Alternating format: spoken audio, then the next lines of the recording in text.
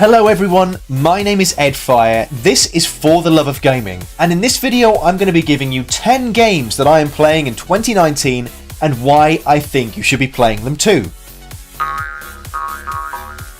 Before we get started with this video, I've got a few quick disclaimers for you. Number one is that there are no spoilers for any of these games, meaning you can watch the entire video with that peace of mind.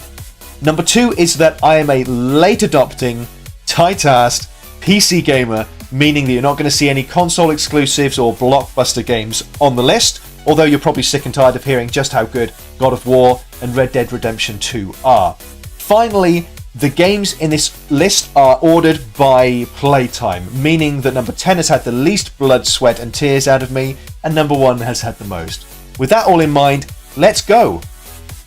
Number 10 is Dark Deception. This is a first-person horror maze game. Just think of Pac-Man having a first-person acid trip.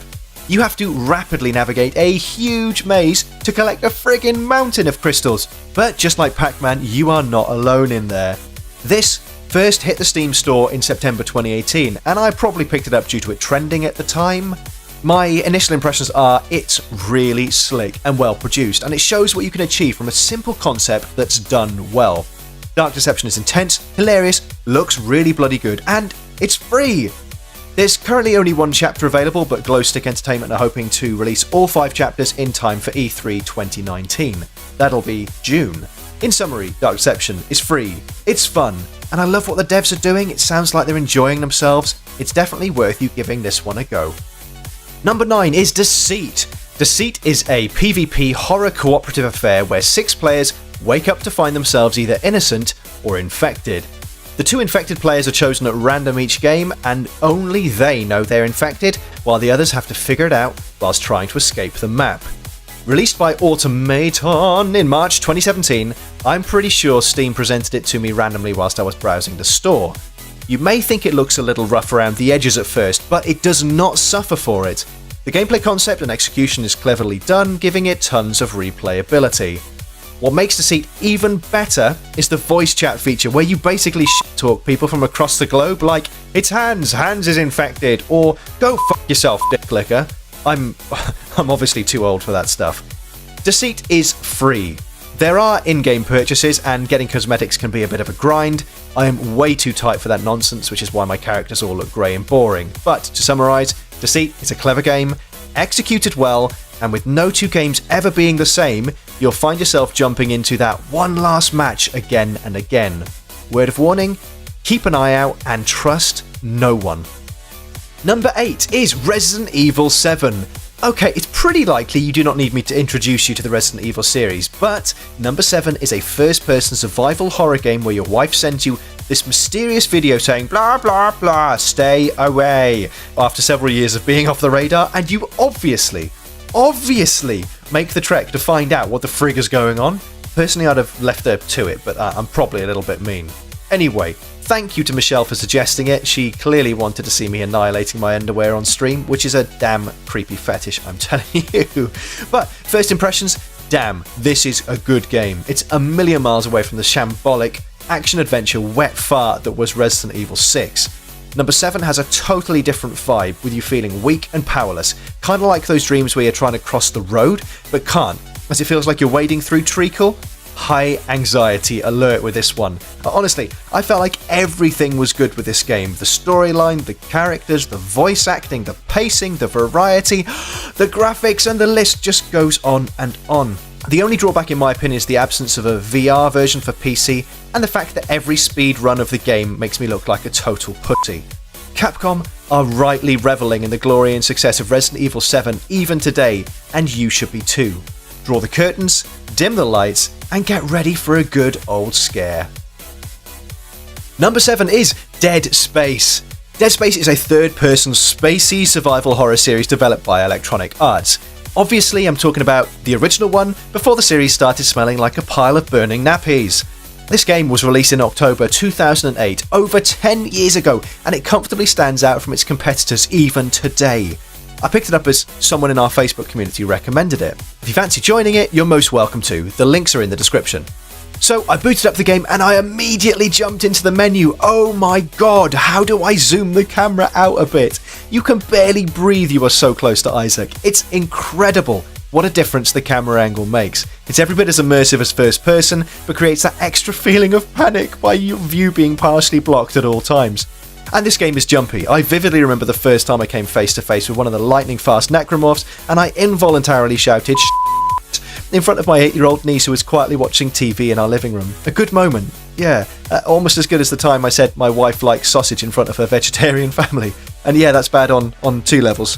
The 2 main drawbacks are the levels become a little bit samey and the fact that you need a fan-made mod to fix a mouse sensitivity issue, but apart from that, it's a bloody brilliant game. Wait for it to drop on sale and you will get your money's worth, I promise you that.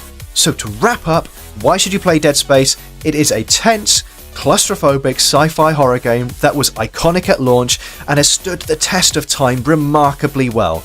If you haven't played it before, you should definitely put this on your wish list. Oh, and one last thing. Aim for the limbs. Number 6 is Yooka-Laylee. Okay, just bear with me, this is the odd one out of the list, but I'll explain why it's here. Yooka-Laylee is a 3D puzzle platformer with spunk. It's developed and released by Playtonic in 2017. Playtonic was formed of numerous waifs and strays from the glory days of Rare, and this game was developed off the back of a hugely successful Kickstarter campaign. I am not surprised. I was so excited to hear the news as I played and loved Rare's Banjo-Kazooie and Banjo-Tooie for the N64. Yooka-Laylee looks smooth and is beautiful with its Pixar-like graphics and has sufficient personality to make both children and adults chuckle their way through the story. It's kind of like Banjo-Kazooie, except it's bigger, clearly with different worlds and different characters. It's got the stupid characters, the stupid voices, the stupid scenarios, all rolled up into a fun platforming game. All good things noted though, Yooka-Laylee does have its drawbacks, mainly around the game design elements, which is a big surprise given the team's experience in the genre. I have a long list of frustrations that I'll gladly share with you, just not in this video. The game is a decent price, and if you're part of the old bloke massive like I am, you'll be happy to hand 35 quid over to take this trip down memory lane. In summary, if you're an old fart like me who owned an N64, you've probably got a secret boner for Yooka-Laylee. While it doesn't quite live up to my expectations, I'd be highly surprised if you didn't take a reasonable amount of pleasure from playing it. Number 5, Killing Floor 2. Killing Floor 2 is a high-voltage, zombie-slaying, FPS wave-based game developed by Tripwire Interactive. Think zombies from Call of Duty with an edgier vibe. The game hit Steam in November 2016 and it's had a lot of love from their devs ever since. Initial impressions? Okay, full disclosure here. I spent a reasonable amount of time smashing COD Black Ops 2 zombies with my mate James back in the day, and as a result, my perspective was slightly tainted before I'd even launched the game. That said, I actually really enjoy Killing Floor 2. There's enough variety in terms of levels, match types, difficulty settings, and classes, characters, whatever you want to call them. There's enough variety. Plus, the cooperative multiplayer element and the ability to buy bigger and better weapons between rounds really adds to the fun factor of the game. What makes Killing Floor 2 better than COD Zombies for me is the devs' desire to continue to create new content for free, whether that be themes, events, skins, and generally show their fanbase how much they love them. The biggest negative for me with this game though, unfortunately, is the upgrade system and the grind associated with it. I don't have time to max out my perks to level 25. And honestly, I think my wife would divorce me if I did. One thing though, you can prestige your perks if you want to, resetting your rank from 25 to 1 again, and you get a new outfit. Whoop-de-fucking-do! That aside, Killing Floor 2 is a no-holds-barred, crazy-ass, kaleidoscopic, fit-inducing multiplayer game that you'll pump plenty of hours into, whether alone or with friends. It's worth its non-sale Steam price, so I would encourage you to have no hesitation when adding this one to your basket. Go smash those zombies. Zeds. Now we're getting to the really good stuff. Number 4 is The Forest. The Forest is a crafty, outdoorsy survival game where you become the world's worst dad. You're stranded on a peninsula in God knows where, and you're loosely tasked with the challenge of finding your son, but you'll ultimately spend most of your time building camps, exploring caves, and marking dead passengers off a list you picked up from the plane wreck. The game celebrated its full launch to a version 1.0 in April 2018, though it's been available in open beta since 2014. My friend Adam recommended this one to me, and I've been quietly keeping an eye with it on my wish list. I need to be really clear about something. I'm extremely precautious in these situations. Pre-ordering or paying for incomplete products is a phobia and a pet hate of mine. I don't like paying full price for a finished game, let alone an unfinished one. But The Forest proved my weird quirks to be poorly founded. The Forest is a fun game, even as a beta. Yes, it's rough around the edges in so many ways, but the core gameplay mechanics of crafting and building gives you a sandbox feel of wonder and discovery. What are the rough edges? Well, for me it's the frame rate and the frame timing. They are really not good, meaning the game is not particularly smooth. I am anal about stuff like that, and anything other than silky smooth gameplay does annoy me. However, even potato smoothness isn't enough to put me off this game. It is thoroughly enjoyable. Should you buy The Forest? Yes, absolutely you should. Unless you're looking for a game with a very defined beginning and end, The Forest should offer enough for those creative minds to play with and mould the world around them. By the by, there is actually an ending, though the route to it is more obtuse than a triangle with an internal angle greater than 90 degrees. You know, an obtuse never mind. Number 3 is Prey. Prey is an epic, sci-fi, story-driven, first-person action horror game developed by Arcane Studios and released in May 2017. This was one of the very few games I've ever bought on launch day, and the tight-arsed late adopter voice inside my brain said, "Don't do it!" Initial impressions? No, not good. The anti-aliasing was and still is awful and basically can't be fixed on PC. If you know how to fix this, please tell me. And the game was generally bugged. For example, the first time I upgraded my glue gun, it disappeared from my inventory. That was enough to frustrate me into putting it down for well over a year. Poor start aside, I picked Prey back up in 2018 and oh my god, it's brilliant. The storyline is truly compelling, especially towards the end. And what's more, Prey is a great example of divergent gameplay. Want to go through the game protecting all humans, quietly sneaking around and relying on human neuromods alone? Sure thing, knock your socks off. But if you want to go on the rampage and punish every human you find, steal all their room passes, banana skins and baseball gloves, you can do that too. Any drawbacks to be aware of? I'm not going to lie, there are some game design and mechanical frustrations I have with this game, but they don't come anywhere near ruining the game for me, so I won't bother going into the details of them here. Maybe in another video. Why do I think that Prey is still worth playing in 2019? It's an inspiring, sci-fi, story-driven game, and it got my spider senses tingling, and I'm really not into that spacey shit normally. There are so many layers to the world you make your way around in, and we really should be embracing spectacular, single-player experiences like this one with the warmth of a long-lost friend. Go and get Prey. Number 2. I have so much love for Dying Light. Yes, it's another zombie apocalypse first-person survival horror game, but it has a parkour twist. Released by Techland, the people behind Dead Island, in January 2015, it has to be one of my favourite games of all time. You parachute into the slums and find yourself taken in by Brecken and his runners. Running errands for the group, you level up different skill trees, and you find yourself going from a geeky noob with potential to a sexy, free-running legend. Combat focuses on melee weapons mainly, but you can get shooty bang bangs pretty early on in the campaign. Dying Light was released in a period of my life where I'd actually guilted myself into not playing games, thinking that I'd never amount to anything, and as a result it passed me by. First impressions? To say I blew my load would be an understatement. The storyline is immersive and the mechanics are so sweet, but what makes Dying Light so damn impressive for me is the various game modes there are. A thrilling campaign, hilarious and competitive cooperative with challenges, PvP be the zombie, and a handful of different DLC modes and areas that are all neatly bundled into the Dying Light Enhanced Edition.